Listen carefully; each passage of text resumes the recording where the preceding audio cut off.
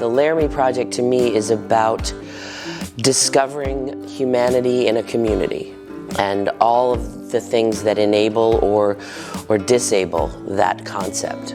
All of this came to pass by visits that the Tectonic people did to interview the people of Laramie, Wyoming after the horrible tragedy of Matthew Shepard's brutal murder.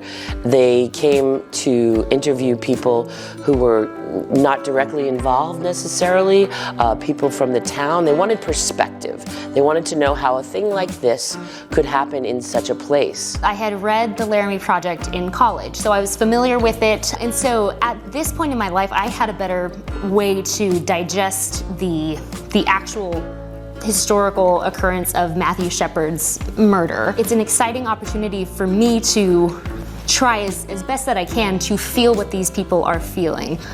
So I was really excited to be a part of it. Yeah, and excited to share it.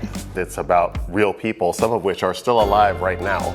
They wrote this, they put this together for a purpose. There's a thing, a messaging that, folks are trying to communicate in writing this. So you're trying to honor the writers, but also the human beings that they're writing about. And that is a unique challenge, because most of the time when you're playing fictional characters, there's no, there's a little less pressure in a sense, right?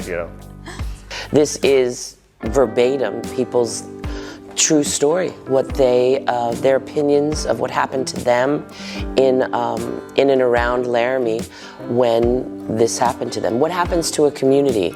And I believe, again, it's quite a testament on showing humanity, the lack of humanity, oblivion, community outrage, community intrusion. Do people consider that these people were yanked from their regularity, from their everyday thing by a mass media, and maybe they weren't prepared for that, So you wonder, how does a town heal, and how does a community heal from first and foremost, such a brutal thing happening, but yet also, what are those ramifications of the outside world coming in and making their judgment on it? If you take out the meat of the story and you take out the specific people, it's really a discovery of how people interact with each other, how they act with different beliefs, how beliefs change over time, and it's very much a deep dive into societies and how they respond again to these kind of situations, and you see it again and again with major world events to this day, so I think it'll never stop resonating with people.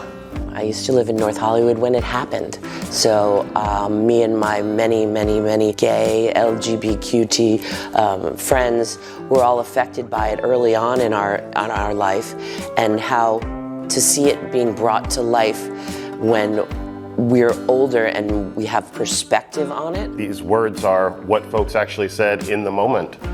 So it's also like, it is a theatrical piece, but it's also like a snapshots in time as well. So it's like a way to kind of forever be able to see, 50, 100 years from now, there's like a record of what was said and how everyone reacted around this, in hopes of educating people in such a way so that we can keep this sort of a thing from happening in any context, right?